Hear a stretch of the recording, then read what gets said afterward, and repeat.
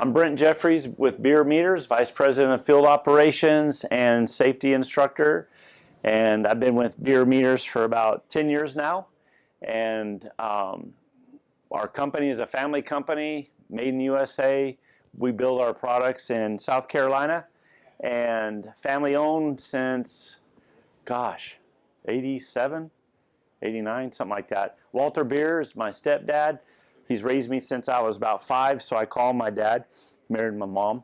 And so my brother works there. My sister just retired a year ago.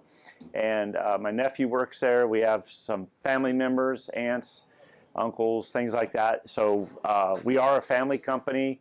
We have we're small, just under 30 employees in Blythewood, South Carolina. So we manufacture everything from scratch.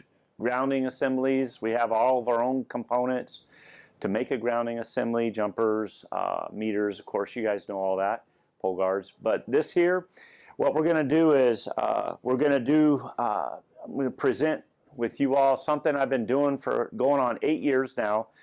What we call, now it's called Lineworker Safety and Tool Competence because of the show, right?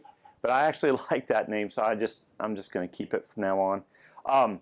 And what I've been doing is just going around the country and giving that the lineman safety and tool training back then for all these years. And Brownsville, Texas, into Canada, going coast to coast, all around the country.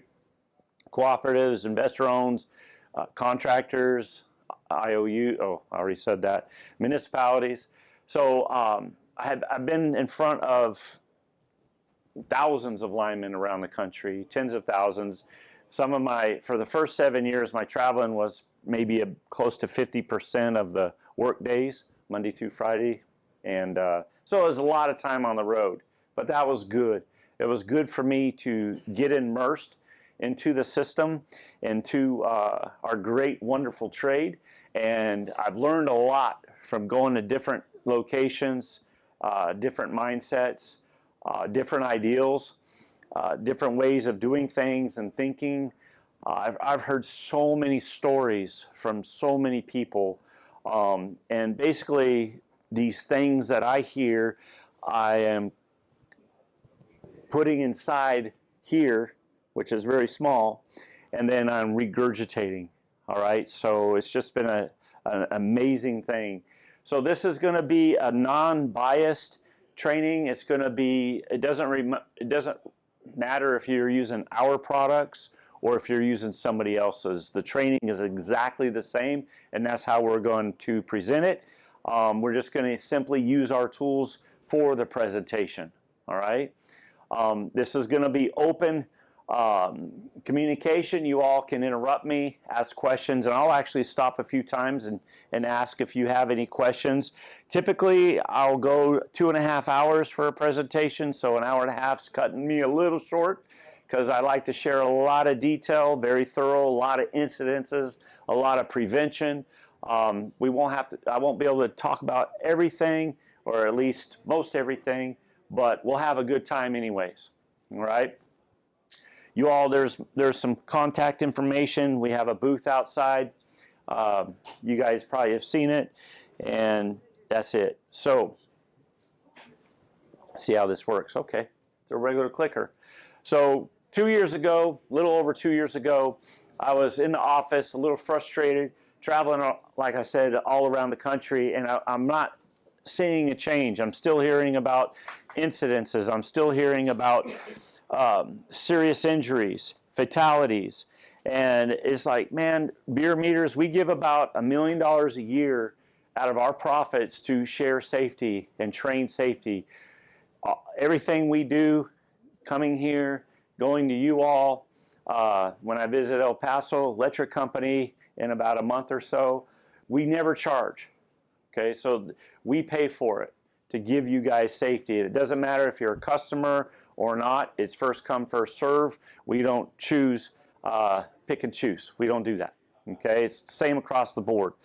But 2 years ago, I was given this idea. You're going to start doing lineman safety national webinars, and it's like, that's a great idea.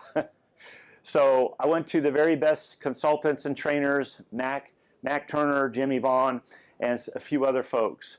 A lot of ISPC folks are supporting this hugely. And I said, look, guys, we're going to start this program. It's going to be nationwide. And you all are going to fly out to South Carolina on your dime. Your company's paying for it. It's going to come out of your pocket, whatever. And you're going to give back everything that you've been blessed with. You're going to give back freely back to our industry. And you're going to pay for it. Beer's not going to pay for your travels. You're going to pay for it. We'll pay for the videographer. We'll pay for all the getting the word out. We'll pay for that. That's fine. But you're going to pay, and you're going to start giving back and help us. And we're going to start working together as a line team. So we started this electric culture of safety. It's about 2 years now, about 12,000 members across the United States. Is anybody here getting our free webinars? All right, there's a few. Good. So contact me. That's how. And just ask for them, and I'll register you and put your name in the mass emailer. It's all it is. And then you'll start receiving these. You'll get the Zoom links, the live line Zoom links. Incident prevention is behind it. They're going to all the speakers. They're given 5 cuss points for everybody who gets on the live Zoom link. They're going to start giving a point for every hour as well. That's pretty cool. So we're forming a line team nationwide, and everybody's invited. All right. So here's a little something we put together. Why is this happening? It hurts. Am I going to die today? These are thoughts that flash through my mind as induction from 2 500,000 volt circuits surged through my body for roughly 30 seconds. The day that we planned on just doing our daily work, bare hand project. We'd done it 100 times before this. Never thought twice about how the day would go, and this day was different. If we practice for the event, we may not have to practice for the funerals. So that's from here, you guys. I'm not trying to bust your balls. That's what's really happening. This is what a lineman funeral looks like, and you don't want to go to one. Don't think we're talking about leadership and executives and all that today. This is about you and I. This is about you and I, you and your family, all right? You need to own your safety, all right? Only you can have a positive effect on other people. You can also have a negative effect on other people, all right? But why? Why would we want to do that? Why would we not want to win the crowd? Why wouldn't we not want to build a successful culture? It's up to you and I. When you get up in the morning, I want you to look yourself in the mirror, and I want you to verbally tell yourself, I'm going to save a life today. And I want you to do that each and every day. And when you come home at night and you get ready to retire and go to bed, you look in that same mirror and you ask yourself, did I do my number one task? Did I save a life today? And take stock, because there's nothing more important. We've all got tasks to do, but that's the most important thing that we can do.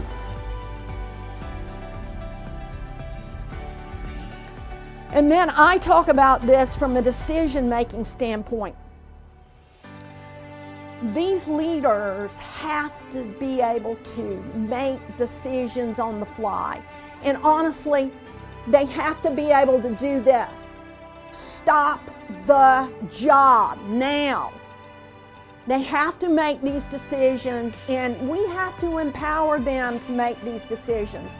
This is such a strong duty that we just can't roll over. I'll just summarize. Again, lead and protect people rather than managing robots, policing systems. Realize that hazards and risk are quantifiable and predictable. If we can predict, we can prevent. Make sure that we're focused more on self-reliance than over-relying on other people and things like protective equipment to protect us. And then use the hierarchy of controls. It works. It works. It doesn't work real well if we just settle, if we just start with PPE. It works really, really well if we have a conversation and really think about for this task. How can I protect myself? And so I will again close by thanking Brent and Bierer Meters for the opportunity to be here. ECOS, the electric culture of safety. Get involved with that. I love what they're doing. So honored to be a very small part of it. Honored to be here today. And everybody, take what we've talked about today to heart. It doesn't do any good to talk about it and listen to it in a virtual format or watch a recording of it or see it up on the screen. It does a heck of a lot of good when we apply it in the field. So turn the words to action. Stay safe. Be well. Pretty cool, huh? These guys are begging me for another spot, all these people. And we got like 40 webinars now, 40 in 2 years. And they're all free. Okay, we have well, in March, she's coming back, Miss Pam Tompkins. She'll be speaking, and Danny Rains. Some of you guys probably know Danny. He's coming back for his second. She's coming back for her second time. So it's really neat. And I got the information on the Bierer Meters table. Again, get your company involved with this. Who does this for free?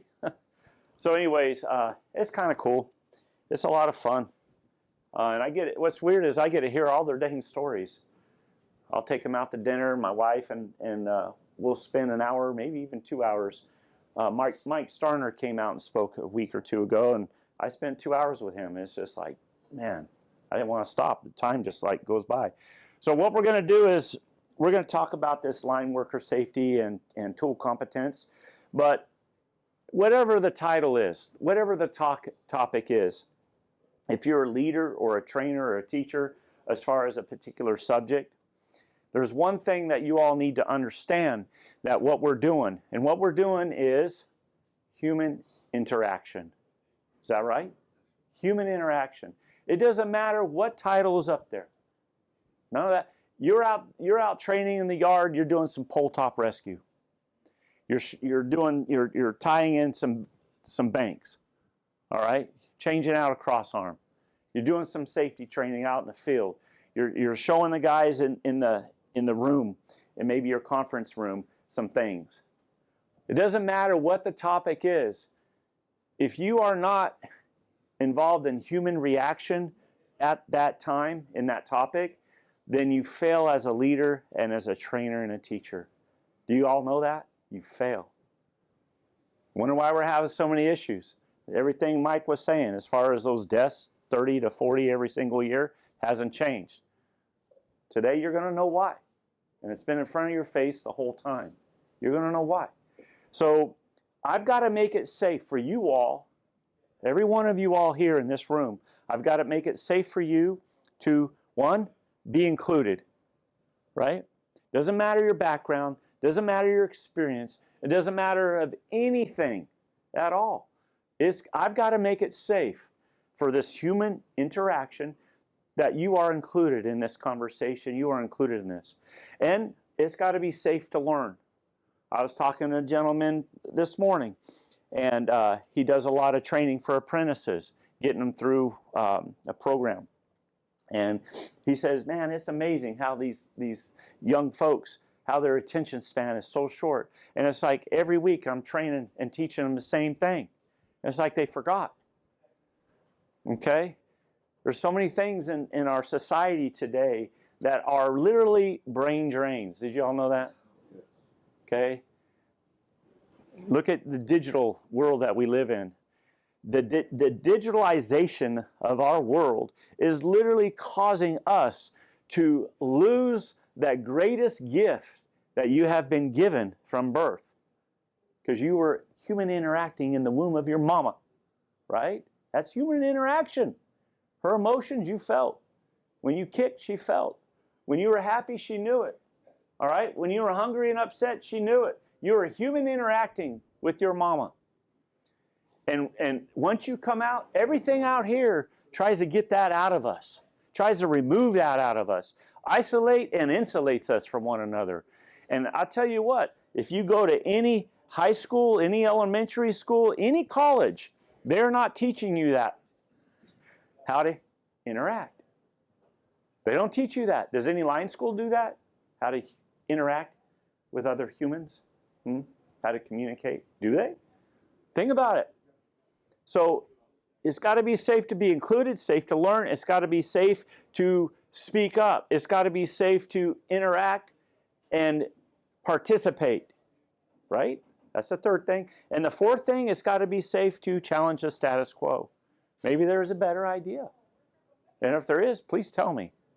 I've learned a lot of better ideas from these folks coming in for the training. And that's great. So if you don't do those four things, then your human interaction fails and your training system is flawed. You can still do it, and you're going to, there'll be some things, but there's not a lot of growth, and there's not a lot of positiveness, right? Good feelings. And we need that good feeling, all right? So that's all. Let's read this right here. We're going to go over some temporary protected grounds. Typically, I travel with my grounds tester, and but it's real heavy. I got enough things to carry, and I just can't carry a lot of stuff anymore. I'm getting old. Anyways, so let's read this. This is out of 1910.269, and we're going to go to lowercase n. Lowercase n is all about temporary protective grounds. So let's get into some. We're going to talk about, I like to call this your physical electrical reality. We're going to get into some electrical reality. And this is going to be your physical electrical reality. And that's what you guys, when you're out in the field, you need to understand how this stuff works. Okay, it's not a theory, and we're going to prove it today. All right, it's pretty cool. So protective grounding equipment shall be capable of conducting the maximum fault current that could flow at the point of grounding for the time necessary to clear the fault. That's pretty cool stuff. When you first listen to this, or when you first share it maybe with some of your first starting out apprentices, it's hard to hear. But if you just keep talking about it, it starts getting easier and easier. Protective grounds shall have an impedance low enough that they do not delay the operation of protective devices in case of accidental energizing of the lines or equipment. All right, so we're talking in number 4. Now number 4, if you go to lowercase I, number 4 talks about how the ASTM F855 and the IEEE 1048 are guidelines.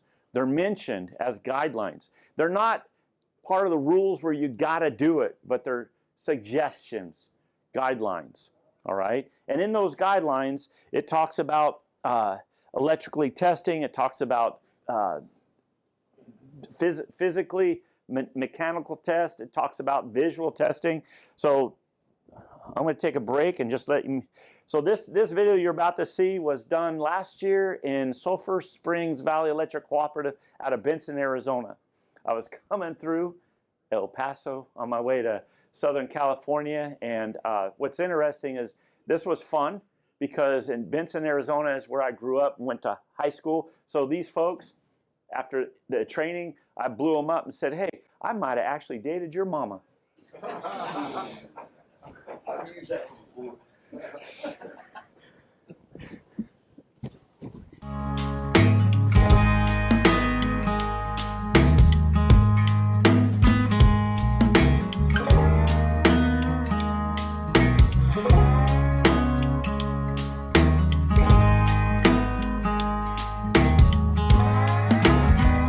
So 35 years ago, about 37 actually now, Walter Bierer in South Carolina was given a challenge to create a grounds tester, and he did.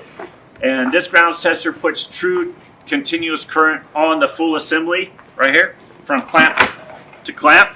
This is pretty cool. It's a pretty neat tool. It's very safe. And the safety and the quality he put in this is in all of our tools. So we're going to talk about this real quick. On the grounds testing, your TPGs, we're going to call these a best friend. We're going to talk about 2 best friends while you're working out in the field, and this is going to be a best friend. This is one of your best friends. It's your temporary protective grounds. All right? So the OSHA 1910.269, if you go to lowercase n, and I would suggest from time to time you guys have meetings and talk about what's in OSHA. OSHA is what Brady Hansen, he's also a speaker. He's visited at ECOS. He goes around the United States, does a lot of safety training, but he charges. He's good. All right, I'm not as good, so we don't charge. But anyways, lowercase n It talks about your temporary protected grounds. It's something that you should go over once in a while, as well as the other segments of OSHA 1910.269. Lowercase n, and talking about your temporary protected ground says, if you go to number 4, lowercase I, it talks about how the ASTM F855 and how the IEEE 1048 are guidelines within the OSHA regs. So here's the IEEE, for example, talking about your TPGs. It talks about your TPGs as far as visual inspection. Prior to use, you're going to want to complete a visual inspection on your TPGs. You're going to look for a lack of these things. You don't want to see blackened copper if you can see your copper. You don't want to see any patinaed copper. You don't want to see any broken strands. Any smashed cable, you don't want to see that. Any pinched cable, you don't want to see that. Obvious cracks on your clamps or any oxidization, especially on your contact points. All right. Any obvious loose components, you don't want to see any of these things. Bubble jacket. I have seen everything, sometimes right off the line trucks too. Multiple infractions. But I've never seen the bubble jacket one. Okay? And the reason why I've seen these things is because the line crews were not informed that they need to complete a visual inspection, so they never did. And they pull them off the trucks, and I'm seeing everything. And some of these things are spooky. All right? The other thing you want to do is complete a mechanical inspection. You're going to grab a hold of your TPGs, and you're going to make sure that your clamps do not spin off your ferrules. Make sure that the cable right here that goes into your ferrules, make sure that the cable, those crimps, are nice and tight onto that clamp. They don't wiggle inside that ferrule. Make sure they're nice and tight. Make sure that you cannot spin, right?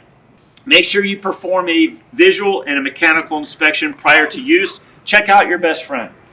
Same thing for you all. You get up in the morning, you look in the mirror. If you look pretty decent, which, that's kind of shaky right now. But if you look pretty decent, you're going to have a pretty decent day. Same thing with your TPGs. Okay? So do that inspection. Also speaks of electrical testing.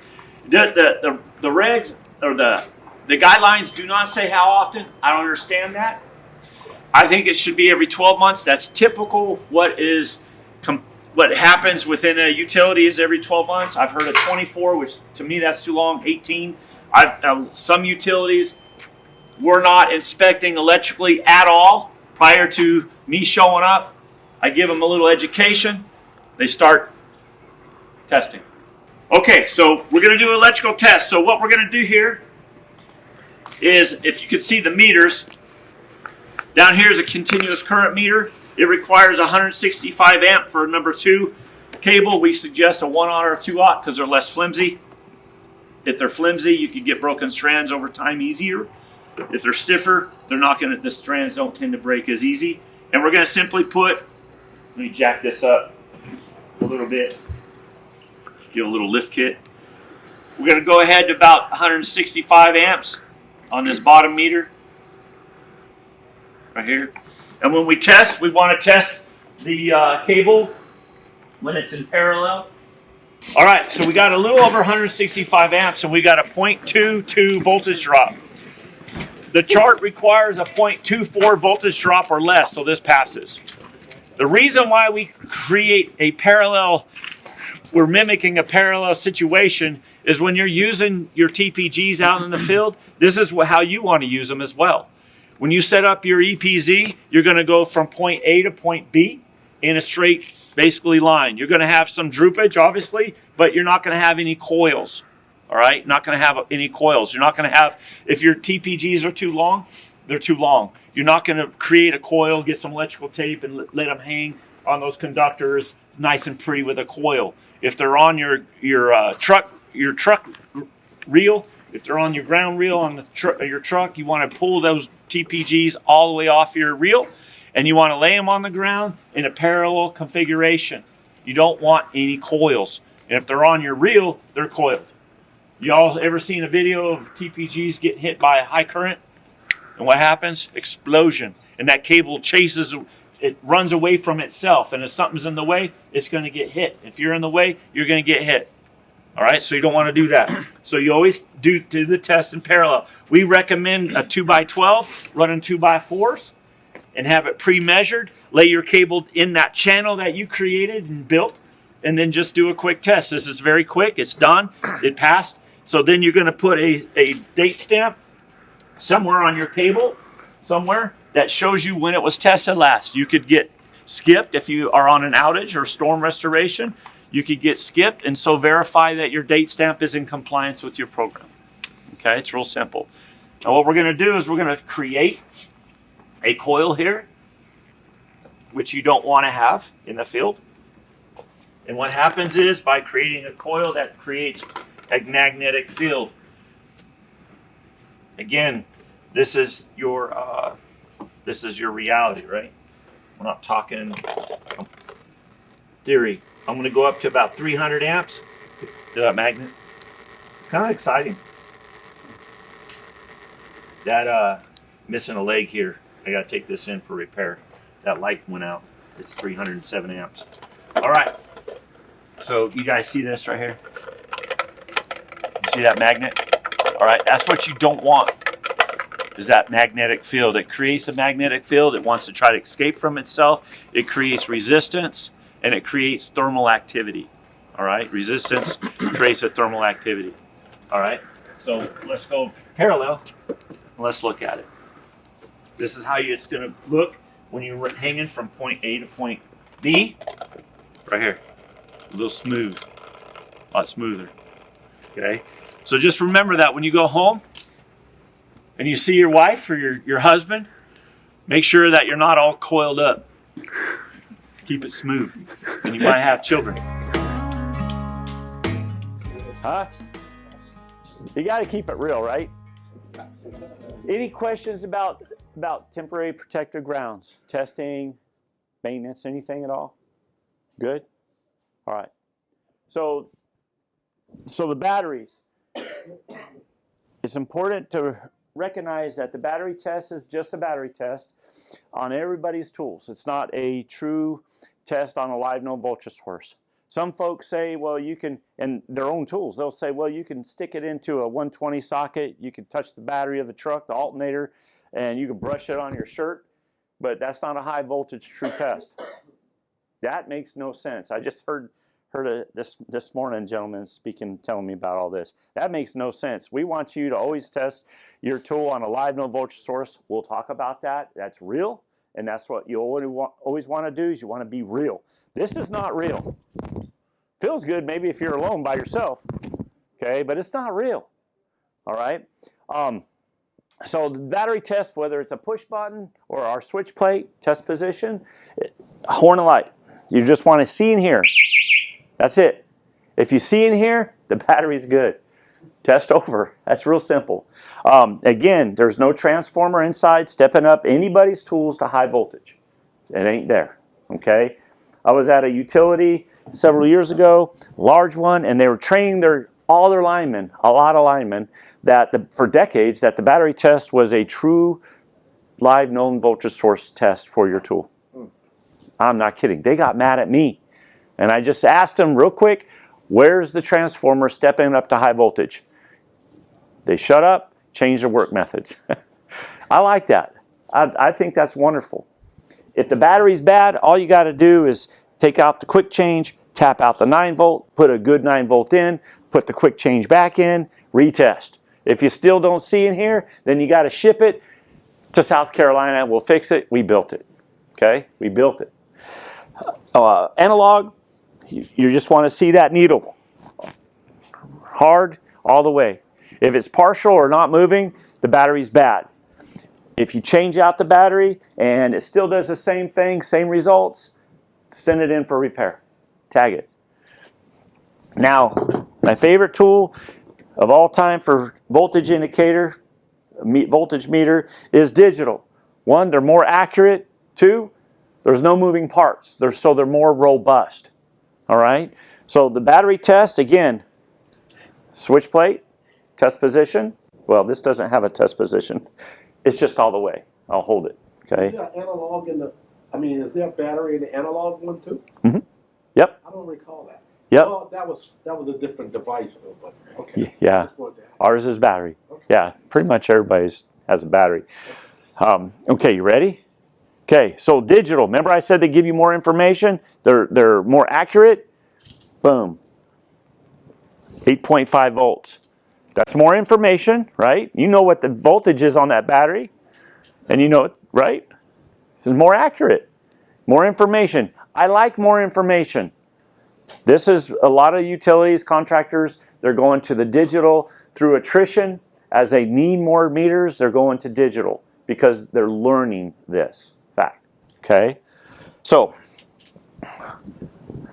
where did I put that clicker? If I look like I'm a little stumbly up here, which I am, because I'm doing this with basically one eye, and my depth perception is not as good as it used to be. So here we go. So proper care and devices. So this is another thing that's been going on everywhere I go. The proper accessories, you have to use the proper accessories. Hook probe, you're going to hang it on the line. I heard today from one of you fellas today that one of the linemen was actually had this on the end of his tool, the hook probe, and went to a hot bushing at a pad mount. That's old school. And guess what he told me happened? It flashed, guy. It burnt the hell out of that. I bet it did. 19.9. Yeah. Don't do it. Yeah, because they didn't know their electrical reality. After today, you guys will know that you can't do that. And that was a senior lineman too. I think he would know better than that. No, I know. Used to, you had to put a brass probe in it. Right. You know, and when you did the high pod, and that, you know, when you got up to 19.9, and when you try to remove that, man, at night, you know, you'd see. Yeah, yeah. You're telling everybody here that we see it. We know it's going to happen. Or a straight probe. Here's a straight probe. Direct contact, right? And then we have a. Let's see. I can't see that. Where's that bushing probe? Under your arm. I told you. Sure, it's just one eye. So far. So the bushing probe. If you have a hot bushing, place that on the end of your cone tip and go into that hot bushing. Notice how this has cover up. All right, it's nice, it's flexible, it's strong, it doesn't crack or break, so it's very safe.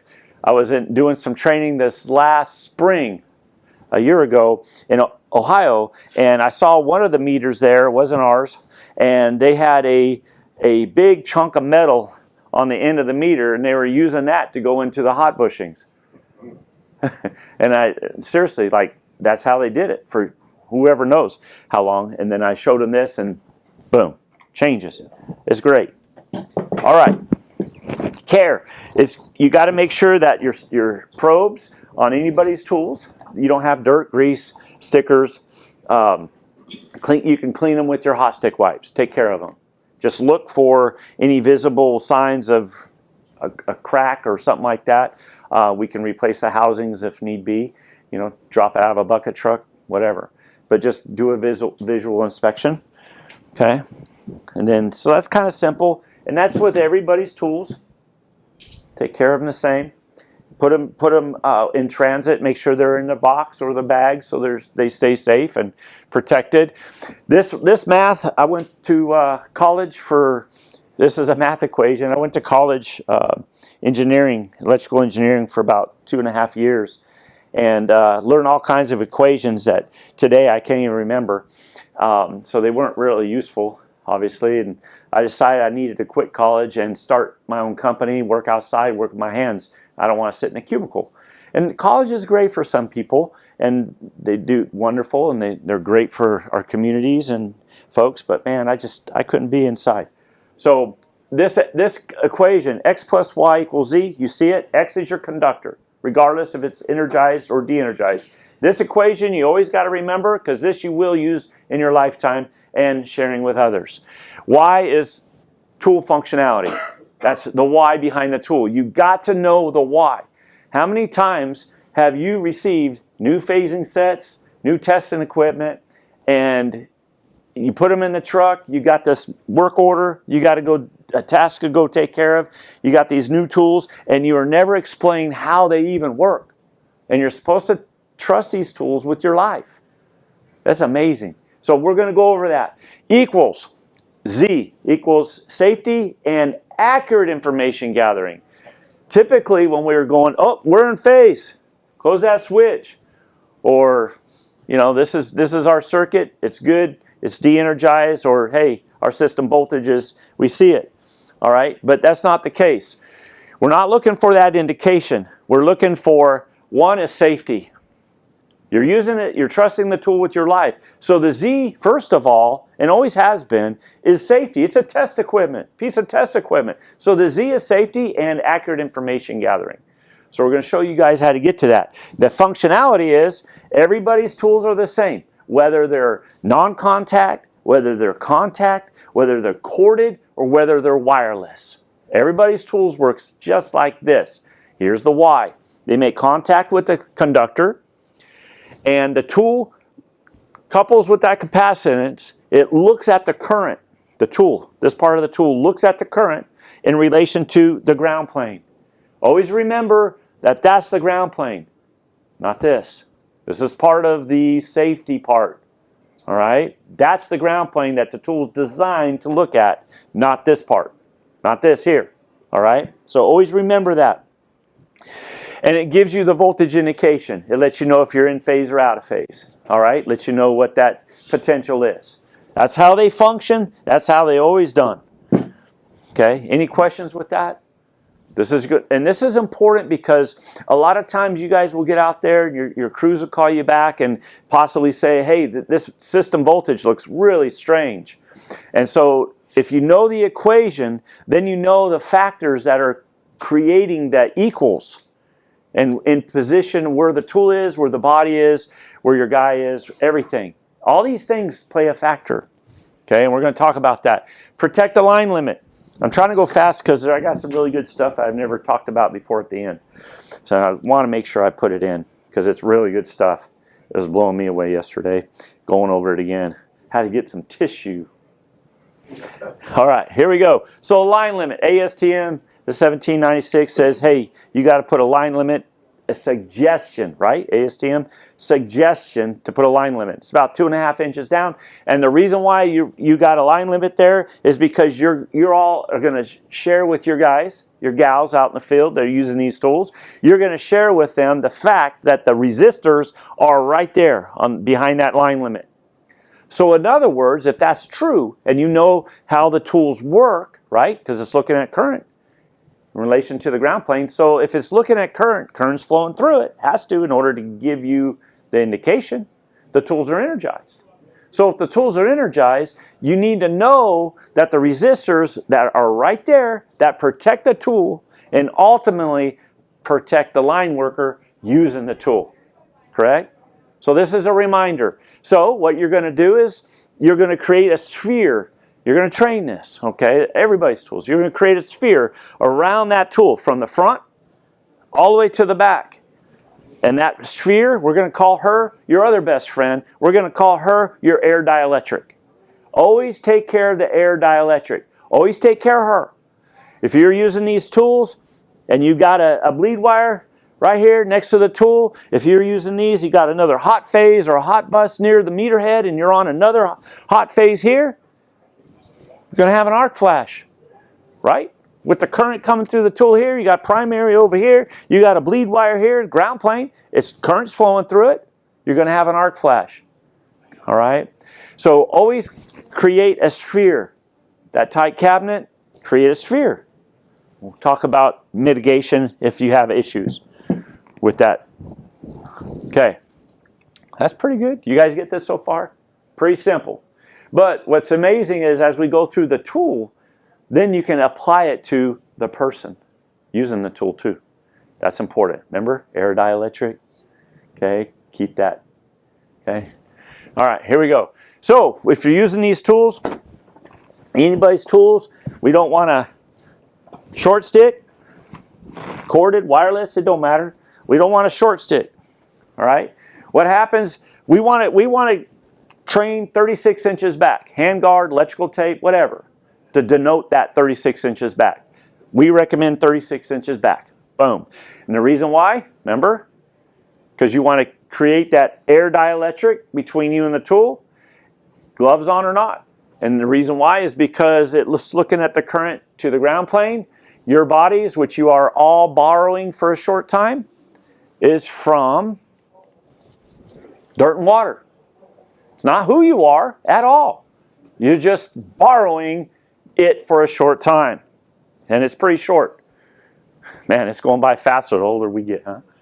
Isn't that weird? Okay. Diversion. Isn't that weird? You're born here. Here's the time that's set. Appointed time, you got to go. Okay? When you're young, you're in your teens. Man, you still got a lot of time. Time is just cruising slowly by. Here we are. We're getting close to our 50s. Dang, it's gotten shorter. Then we get older in 50. It's like, man, huh? That's a true story. Okay? I don't make up stories. So short sticking, no short sticking, because what happens is the x plus y, this becomes the equation is x plus y plus u. Get it? And it never has equaled safety, and nor has it equaled accurate information gathering. This has never been safe, folks. Not amazing. Ever. Where's the air dielectric? Kick your best friend out. You know it's looking at current. You know it's energized. Here you are. Okay. Also, no tool gloving. Right here. So many folks have used these tools or anybody's tools, and guess what? Nobody told them the tool's energized, but hey, I'm going to put these tools in my gloved hand and go to that conductor. That's x plus y plus u. That's the bigger bird on the line, right? You don't want to be the bigger bird. Bigger bird is uncomfortable, feels a little tingle. The little birds, they can land on that line because they're not big birds. So they don't couple with the capacitance in relation to the ground plane like the little birds. See how that works? So what happens is if you're tool gloving, here's the meter size. Now it's plus U size. Okay? All right. Real simple. Okay. Good. So far, so good. All right. So this is important. Proper tool position, proper body position. This is the thing that no matter how much experience that a guy has out in the field, that at first when they hear this, they have a little trouble with it because they didn't know it. All right. I've gotten calls from head linemen, lead linemen, and it's amazing the stories they tell me. All right. So proper body position. Get back on your tool. You also want to make sure when you're using these, you're checking for voltage. You have your MAD, but you don't want to be your back to the enemy. Let's say you have 3 phases. You don't want your back to the enemy because your body will couple with capacitance. That's your electrical reality. All right? Because that energized source is always trying to go back home. And if you show yourself as you being home, it's going to be homebound, and those electrons get excited, and they start seeing you, and you start coupling with it more and more because they're very loose, and you're from ground. And that's where they're going to go every time.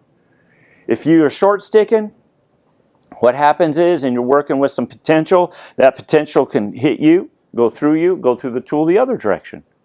And the tool's like giving you some numbers, you're freaking out, you don't understand why that's not accurate, the tool must be broken, but it has nothing to do with that. When you're using these tools with improper body position, remember, you don't get safety and you don't get accurate information gathering. If your information you're gathering is suspect, then the tool could be telling you, and probably is, that your position is dangerous.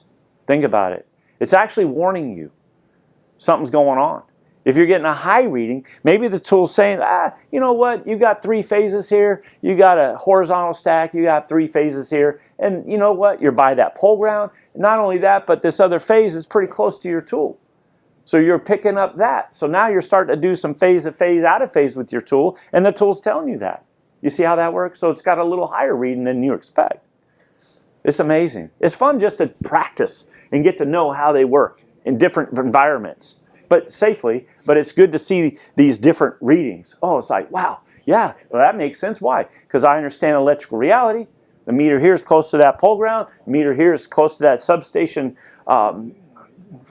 What is it called? Steel? So grounds, right? So you could expect that kind of thing. So proper tool position. Again, you want to make sure that your tool, if you've got a horizontal stack, make sure that your tools are coming up, anybody's tools, corded, wireless, that you're coming up perpendicular. Perpendicular to that long source, all right, and perpendicular to your other sources, all right? If you're on the outside, just try to get a little more outside maybe. It'll be a little more accurate for you, all right? Perpendicular though. If I've got this meter and I'm looking at 7200, the more I turn that meter to make that angle closer, and then all of a sudden I'm parallel, maybe that line's de-energized because it's the same potential now as the meter. You see the difference? All right, so try to keep perpendicular. Same as if it's vertical, all right? And you'll see that in these trainings. Okay, so yeah, right there, it just reminds me a little bit. I'll tell you one of those stories. So one story was a lineman was telling me about the meter. He had an analog. It was showing 13,000, and lead lineman about 20 years, and everybody looked up to him for the example and leadership and where they need to go and think. And he called me up and said, hey, the meters are all broke. We're getting false readings. I'm getting 13,000. It's like, just hold on, keep the tool. I'll fly out, do some training in class, and then we'll go back outside and get in that bucket truck, and I want you to go to the exact same place, position and everything with the tool, but I want you to do it the way I'm training you. And so we did. He went out, he got in the bucket truck. Here's this here's a corner pole right here. Okay, that's a corner pole. And he has gloves on, all his PPE, just like before. And so I got 3 phases coming across the front of me, 3 phases over here in front of me. He's in the bucket. He gets back on his stick. He makes contact with the conductor in the same location where the tool is working improperly, right? And he gets about 7,400 on 7,200 on the analog. Pretty accurate. He was happy. He came down and he told me because I told him I didn't want to know. He came down and in front of everybody, he told everybody what he was doing improperly, improper body position, when the day was he called me. And here he was when he called me. Here, I'll put this over here so you'll not be looking at my tush. Here we go. Ain't no tush. No, I know. I know. That's what that thing happens when you get older. Okay? So here was him. You guys are having fun. Here was him when he called me. He had his back to the enemy, which you never want to do.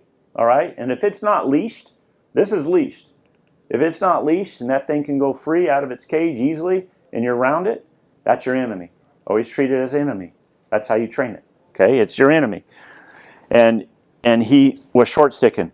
So when he made contact, what was happening is his body was coupling with the capacitance of the phases behind him, flowing through his body, across his gloves, that's fine, and it was flowing through the tool the opposite direction.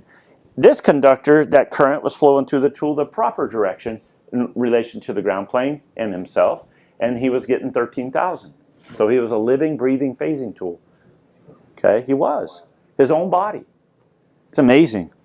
So you could get false positives. I don't have time to go over that. You can get false negatives. You can get false positives if you have improper body position. So it's a good subject to talk about to help them understand their electrical reality. Because it's not a theory. This stuff here, this is all real. It's happening. Okay? All right. Any questions thus far, guys? Good? We had an incident with maybe 2 for a time. And the guys kept saying, management kept saying, that the tool wasn't rated for the task. Mm-hmm. Are those meters, are they rated voltage wise? Yeah, it did. Like 200, 14.4, 19. Yeah, they are. PD 25 is good for 25 kV. We have a PD 50, it goes to 50 kV. You can put 2 50 kV extensions, you can make this a 150. Right. So And then we have the wireless, which is VD1000. That's good to 999 kV. Okay, so we got it covered. Yeah, phasing, whatever. With the PD25, that's good for, they have additional 5 resistors that you can attach on. Yes, sir. And give them a distance. Exactly. They got an extension, right? Mm-hmm. Yeah. Yeah. The tool questions try to ask afterwards because I need us to talk about safety. Okay? I can't tell you our tools are the very best. So I'm not going to. I got a question right quick. I know that, as you call it, the enemy behind you. Yes. There's a phase behind you. But you are talking about unprotected, no hoses, or is this failing? Yes. To give them the right reason with Yeah. that. So. Yeah, no hoses. There was no hoses. Okay. There was no hoses when he went out there and got that 13,000. Okay. It was all right there, It's energized. wide open, no Wide open, baby. Wide open. And that's how he was working when he called me. Think about it. Because he didn't change nothing when I showed up. Yeah, I put it in jail. Well, anyways, Go ahead. he had some pretty good distance. He did. Okay, so 5 steps here. So the first step, if we go to 1910.269, that lowercase n, go to number 5, it talks about how you're going to use your tester to test the conductor prior to installing your TPGs, right? Your best friend. So what we're going to do is typically we train test, open, ground, right? Typically, 3 steps, test, open, ground. I like to train it test. We're going to test first. Why? Because we're going to use our tester, whoever it is, and we're going to test it on that live known voltage source because it's there. All right, so we always test first. Another reason why I always talk about testing first is because this is when Lane and I are going to get some nitty gritty. It's one of the tool manufacturers out there. We're going to get some nitty gritty down to earth talking here. And I'm going to ask him at this point, before we make contact, I'm going to ask him if he's got my back. All right? And he's going to ask me if I got his back. Okay? We don't even like each other, but we're going to at least communicate that. Okay? We are. We're going to communicate that. That's another reason why I like to go live first, because I want to know where his head is. Okay? I don't know where his head is exactly, but I want to know. Remember when I talked to you guys at the very beginning, this is called human interaction? And we got to interact as humans with each other out in the field. And if we stay isolated and we stay insulated from each other out in the field and don't give a crap, okay, that's not good. All right. So then we're going to go ahead. So we test, then we're going to open. You find that visual, you create that visual air gap, it's confirmed, you see it, you got it going on. And then you're going to go ahead and test the tool. You test the tool, you use your tool, and the tool says it's de-energized. But we want to test the tester one more time before we ground on a live known voltage source. All right, so what we have here is we have a 3 kV power supply. We also have a newer handheld power supply. This is a high voltage device. So this is a true high voltage test, testing your tester out in the field. Maybe you're working outage, storm, or whatever, and you don't have a live known voltage source. This will test your tester. There's a conductor laying on the ground. I want to see what's going on with that conductor, or something's loose flying in the air. They told me it was de-energized. Yeah, we lost a couple of apprentices a few years ago on storm because they assumed something was de-energized. They just grabbed it. Killed 2 of them. Okay? They just assumed. All right, so we have a live known voltage source. We're going to test our tester and make sure the tester was telling us the truth. And we simple direct contact. There you go. Okay, test the tester. Live, dead, live. I think this should be in the regs, but you can put it in your safety program. Then the handheld power supply does the same thing. Now that we tested the tester, we can ground. 5 steps. Real simple. Any questions? Good, guys? A lot of utilities. This is one thing about traveling and not being home with my wife, is a lot of utilities are doing that now. They're changing the work methods. Very large one just a year ago, right after my training. I mean, they couldn't do it fast enough. Okay? And that part makes it worth it. All right, that makes it worth it. So zero ohm extension, this is going to be arc flash mitigation. Again, we talked about that X plus Y equals Z, safety and accurate information gathering. And remember, we talked about that line limit. We talked about how you want to keep the tool away from another energized source or another ground, right? You don't want that tool in that equation of those other things, neither yourself. So all you have to do is you go with a zero ohm extension, and you're going to place that at the end of your tool. Then you take your proper accessory, put it on the end of that, and now we go to business. You can use two of these if you need to. Tight bolt, cabinet, whatever. You could actually use two of these. The probes are strong enough to handle it. Okay? All right.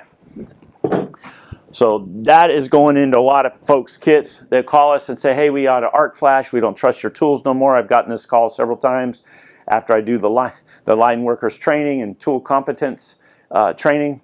Guess what happens? Guess what gets added in their kit? And I don't hear from them no more. So that's a cool little device. Because they didn't understand their electrical reality.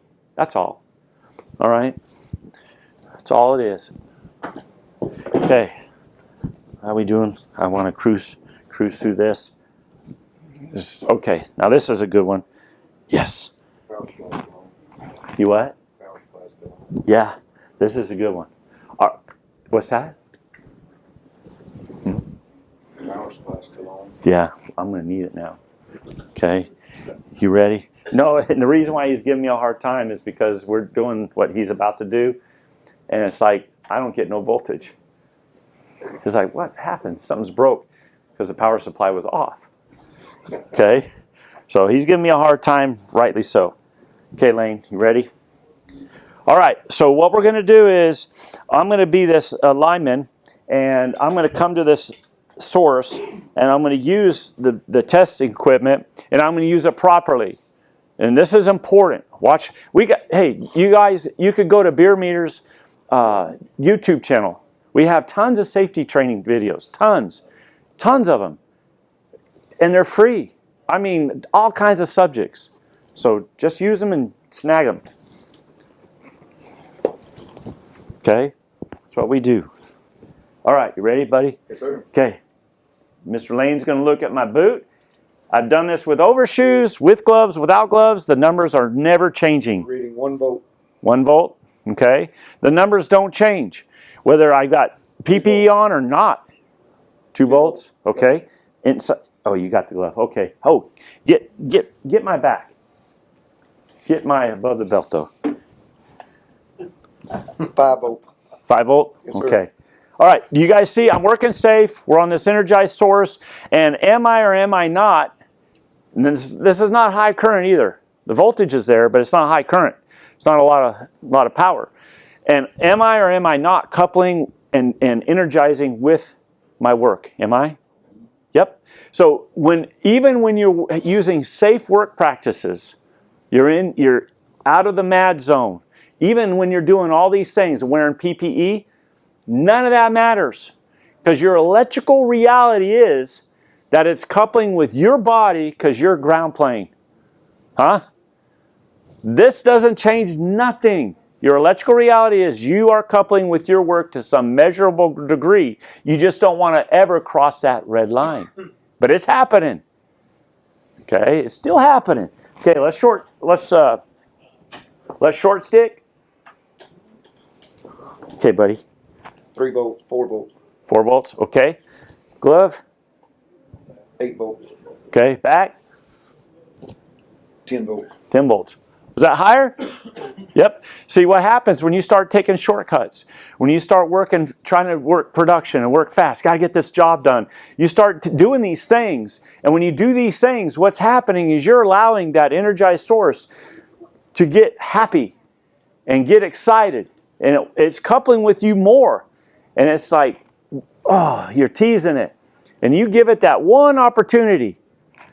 I mean, look at the OSHA. Going over the incidents in OSHA, let's say contacts. How many contacts, one more. How many contacts, okay, do you read in an OSHA where it says lineman touched conductor, made contact with the conductor? And that's it. That's all you hear. There is nothing else. It's real simple, short and sweet. They're dead. Okay? Okay. I'm tool gloving. Okay, Ray, Mr. Lane. 29, 30 volts, 31 volts, 31. 33 volts, 35, 36, 37 volts, 37 volts, 41 volts. All right, that's enough. He gets excited when he sees me. 16 volts. Okay, good? Yep. All right. There you go. Thank you. Do y'all see what happens? I've done this with the trailer. Thank you, sir. Yes, sir. I've done this with the trailer around this country, and there's a few times if it's misty out, and this is important to remember in your job briefs. It was misty out, foggy out, real super moist out. Maybe it was hot, and I had swamp britches, okay, sloshing around when I walked. What happens is those numbers are much higher. I'm on 19.934.5, and I've had 800 volts on my back before. 800. Not a lot of current, but the voltage was real, and it was flowing across my gloves, across my overshoes. I was isolated. It's still flowing through my body. Either way, because I'm a ground plane. That's your electrical reality. Okay? Seriously. So and that needs to be put in your job brief. Oh man, it's real foggy out. It's moist. It's wet. I got swamp britches. You may not want to put that in your job brief, but we need to get madder. We need to take that mad distance, and on purpose, because we know our electrical reality. You guys getting what I'm saying? And on purpose, create more capacity for safety. You see? See how this works? You got to. Because what happens is, on those days, that red line that you cannot see, that red line, and we've proven it, that red line becomes closer to you. Yes or no? Yep. That line of no return. That thing is approaching you. Okay? So you got to get madder. All right. Corded phasing safety, real quick. When you're using your corded tools, regardless of manufacturer, always treat the cord, right? Always treat the cord. It's connected to the tool. And then we have a secondary probe here going to our ground or another phase right here, right? This is part of the tool. So you're 36 inches back that you need to train your folks to keep from the meter head. You need to train also to stay 36 inches back from the cord. You see how that is? Case in point, I get a call several years ago from a place in Texas. No names because it's a place nearby. And what happened was they were using that tool and they had an arc flash. And the guy called me up, the tool guys, purchasing and the work methods, they called me up and they say, hey man, your tools, we don't trust them no more. I was like, what do you mean? What happened? He told me what happened, and I said, send me a picture. And what happened was, in the picture, the lineman made contact with a hot phase up in the sky, and there was a hot bus right next to the meter head. And they had an arc flash, right? Flash over. And so here you got the meter touching that hot phase. Here you have resistors. That's good.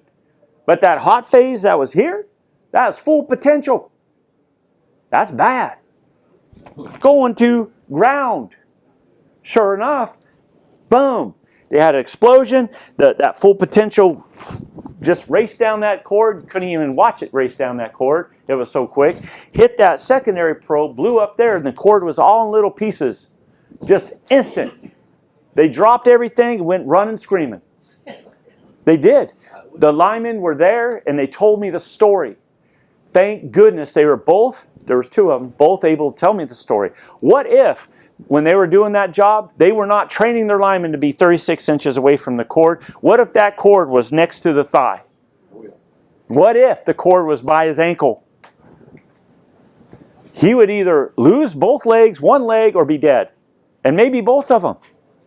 You see how this works? Stay away from your cords. I don't care if it's our tool or anybody's. Don't get close to your cord. Okay? All right. All right, so here's You see the regs there. This is so important. The OSHA regs, they're rules, right? Mike Starner brought it up. You had rules, you had knowledge, and then you had, what was the other word? Skills, right? I can't remember everything. So knowledge, skills, I think was second, and then rules. OSHA is our rules. OSHA is to be looked at as just the foundation only, not walls and not a roof for your house of safety. It's a consciousness. Your house of safety is consciousness, your mind. And the rule book, that's all it is. And that's just the beginning, and then you go from there. Okay? That's how you do it. And when you build that house of safety, you've got to stay in that house of safety every single time. And when you do that every single time, that's part of human interaction, is you're creating a habit, a good habit. And everybody is coming home safe. And we have to do that. All right? No time constraints. We got plenty of time, and guess what? If we don't finish the job today, we'll come back tomorrow. All right, I want to read this poem to you guys real quick. Don Merrill, this poem was written decades ago, and this poem could be written today. No change. You guys saw the numbers, no change. Okay? I started reading this poem when I started training last year in Southern California. What was really hard for me is this one utility, 2 weeks before I got there, actually lost a guy. Okay? And I had to read this poem. That was hard. You could feel the vibrations. You could feel how these guys felt.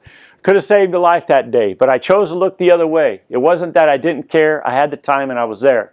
But I didn't want to seem a fool or argue over a safety rule. I knew he'd done the job before. If I spoke up, he might get sore. The chances didn't seem that bad. I'd done the same he knew I had. So I shook my head and walked by. He knew the rest as well as I. He took the chance. I closed an eye. And with that act, I let him die. I could have saved a life that day, but I chose to look the other way. Now every time I see his wife, I know I should have saved his life. That guilt is something I must bear, but isn't something you need to share. If you see a risk that others take that puts their health or life at stake, the question asked or thing you say could help them live another day. This poem, I'm telling you guys, everywhere I go around the country, that poem is just so real. And everybody that goes through this class, they know it's real. They know what's going on out there, and it's going on still.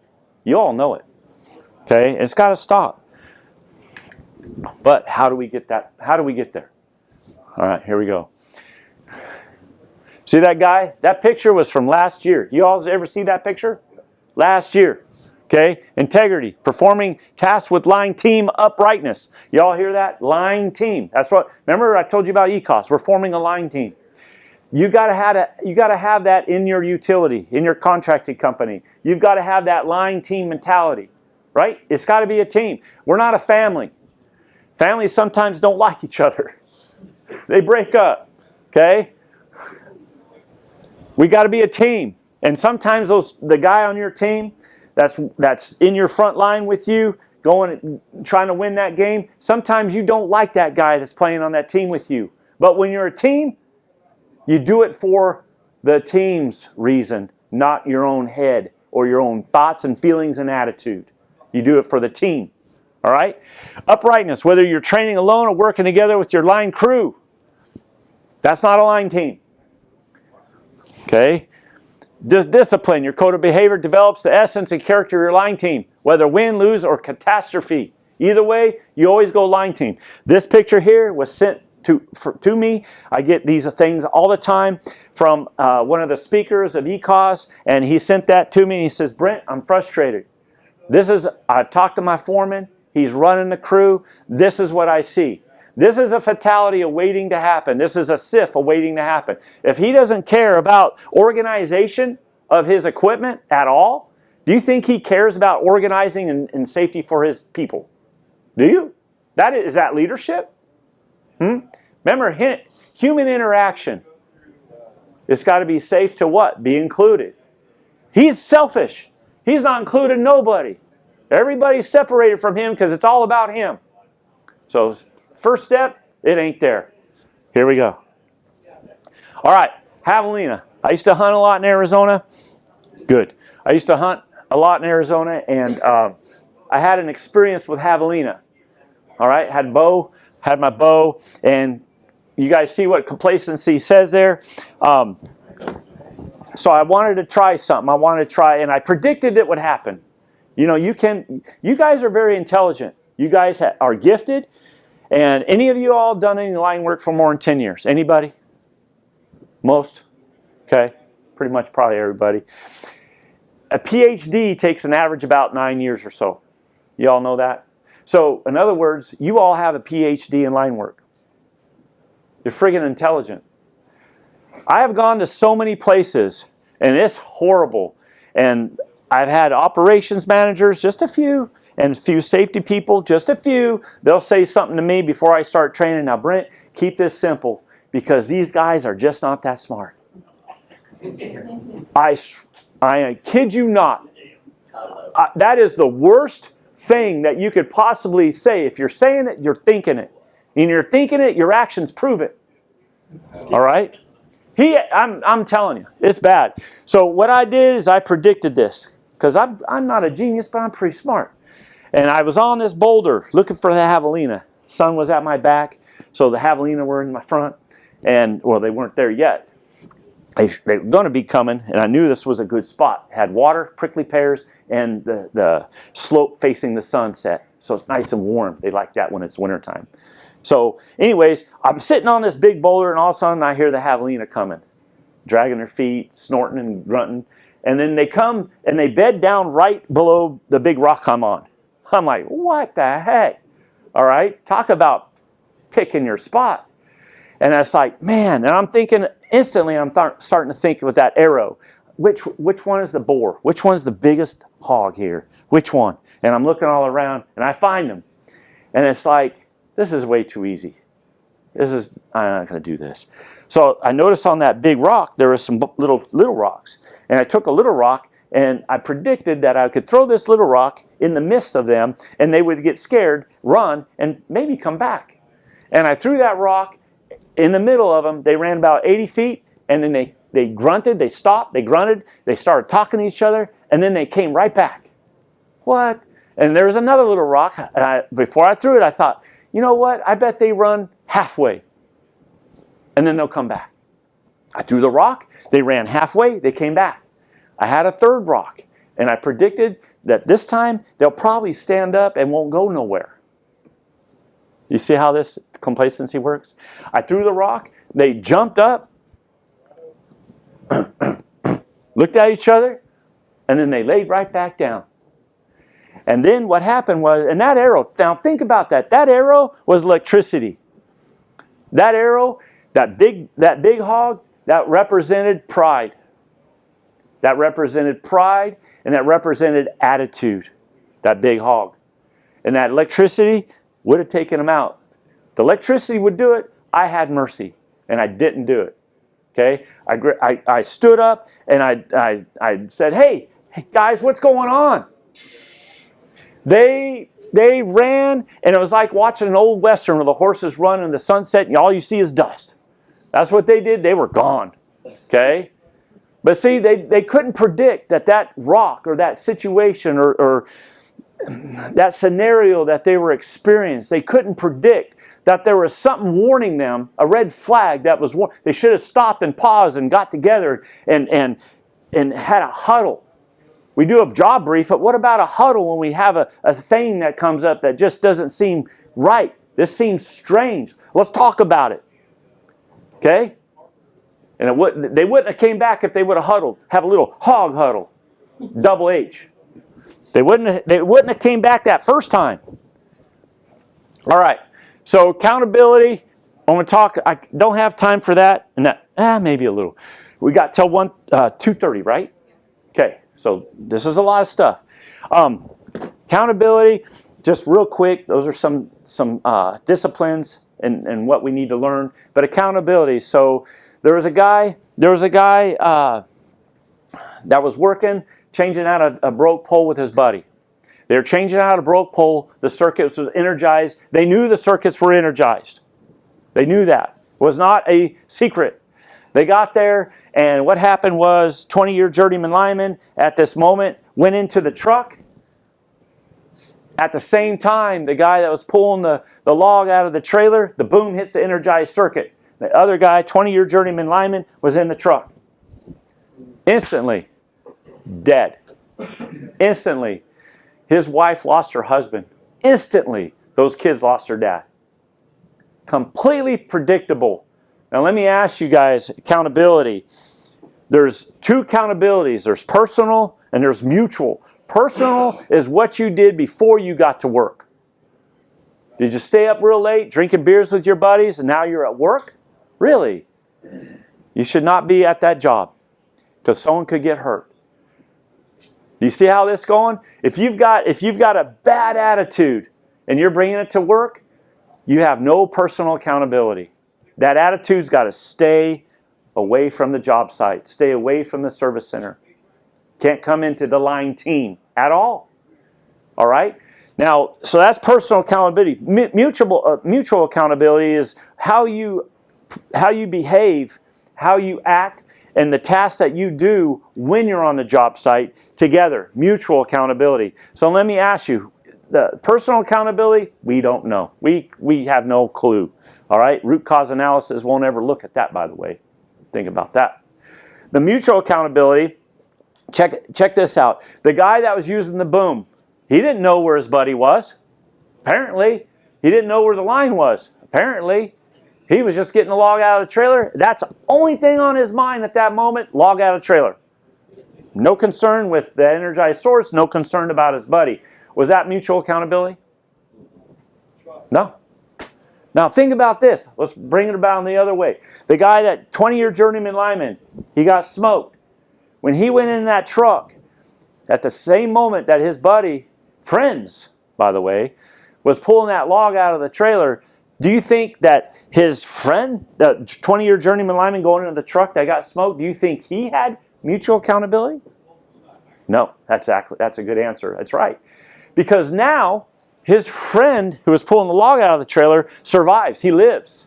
He lives. But he's got to live. Remember the poem? He's got to live for the fact that that weight is on his shoulders. That his buddy that he hung out with can no longer see his wife. No longer celebrate anniversaries, be with his children at gatherings, and have nice dinners together.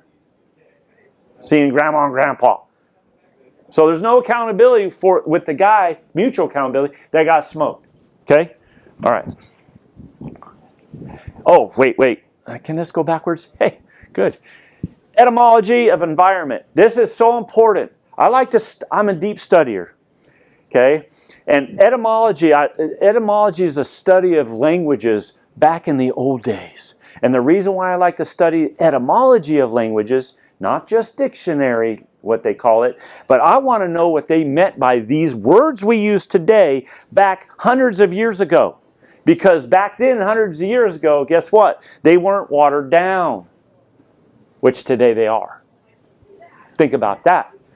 Etymology, environment. Environ means to surround, enclose, circumstances, encompass.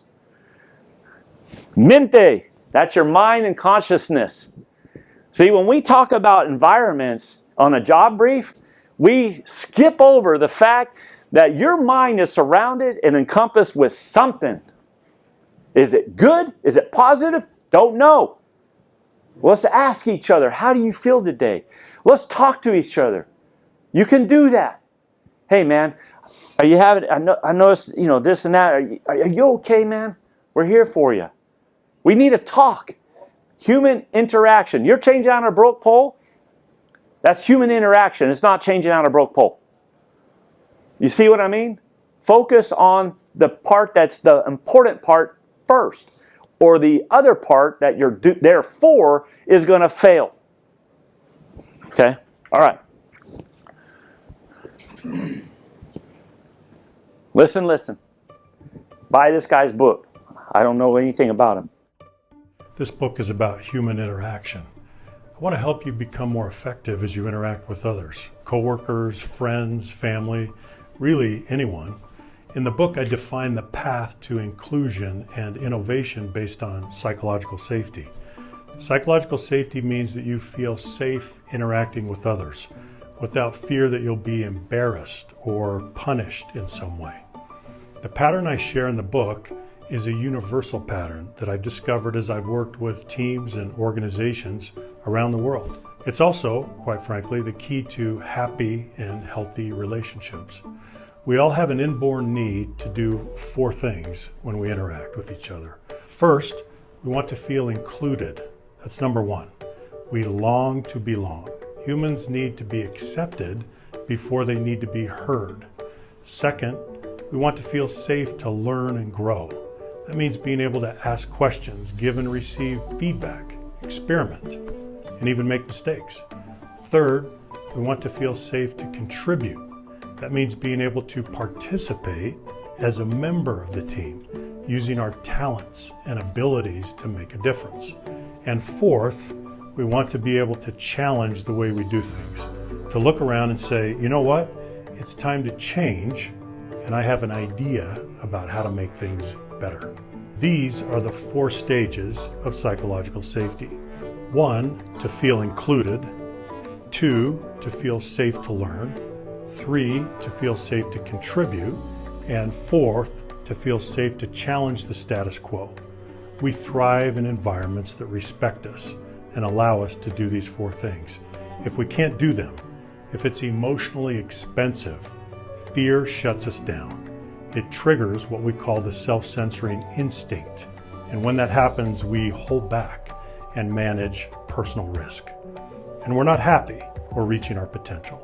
But when the environment nurtures psychological safety and we feel safe enough to do these 4 things, there's an explosion of confidence, engagement, and performance. Here's my invitation. Read the book. As you do, crack yourself open and take a look inside. Ask yourself if you feel included, safe to learn, safe to contribute, and safe to challenge the status quo. Finally, ask yourself if you're doing all you can to create an environment where others can do these 4 things. In the process, I hope you'll look around and see others with respect and fresh amazement, find deeper communion in your relationships, and more happiness and satisfaction in your own life. Enjoy the book. You hear what he said? Make sure that you create an environment. That's how we're so focused on our job briefings about the natural, we cannot see the forest because of the trees. We just look at these little trees and we're not looking at the big picture. What's the big picture? Each other. This is a sine wave, okay? And you got this right here. I did that in blue. The reason why I do that in blue is I want you guys to think colors mean something. In other words, why is the sky blue? Because that points to heavenly things. Higher consciousness. That's a true fact. Okay? Right here, red. Yeah, take pictures, man. I worked hard on this and it just flowed through me and it's just beautiful. And I don't take no credit for none of this. Red. All that, when you're working in red, red is a indicator symbolic of emotions. Emotions. You're being led, what here? Ruled by emotions. Ruled by emotions. Right up there, the far right, upper blue, powered by line team, free energy, subconsciousness. You know Tesla. Think about, he was on free energy in the physical. And he found out how to give everybody free energy. He did. They had to shut him down and burn up his stuff. Okay? Because the controllers couldn't have free energy. And you guys got to be aware and be careful of things that are going around us. Of distracted, I call it distractive line work. There's distractive things that are out there all over the place. And when those things you allow to come into your environment, what happens is you don't have that free energy. Because we have free energy between us. We are energized people. Every cell in your body is energetic. And we are created to gel. We are created to connect with one another. Did you all know that? This is not new age. This is your reality, electrical reality. Okay? That's just the truth. All right? See the shortcuts down here? Red, negative, bad things happen. Excuse, blame, excuses. I need a accuse, I'm sorry. Dismissive, divisive, defensive.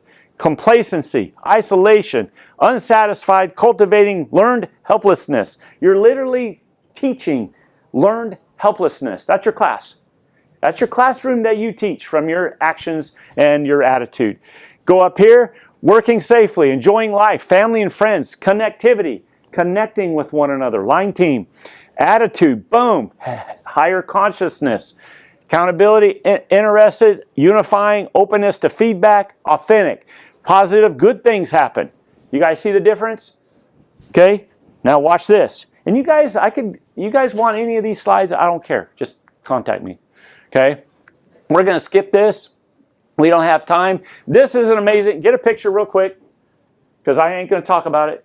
If you guys want a picture, get a picture. This is good crap. This is probably the best slide. This is really good crap. I'm not kidding. This is good crap. Okay? You see that equation, X plus Y equals safety, performance, and well-being?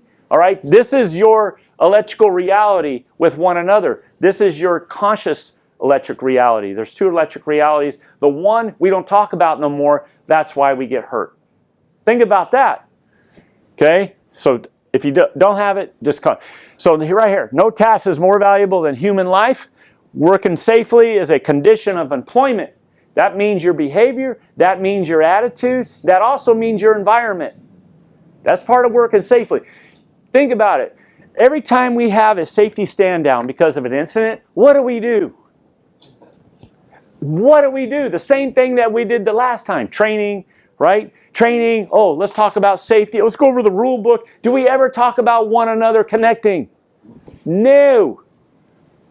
Right here. What is your why? Why are you doing this? If it's for the paycheck, you're dangerous. You are dangerous on your crew because you're not connecting. I learned a lot. I learned a lot by being out with all these linemen. And I studied, because it hurts. I studied what is freaking missing. And I'm telling you, you guys know what's missing. Flat out. And you know when you go back to your vocation and this most wonderful trade, you will know from this day forward if your electrical reality is blue or if it's red. You already know what it was before you came here. And you know the changes that you've got to be. You've got to be and do. Any questions? Okay. Thank you, guys. Thank you. Thank you.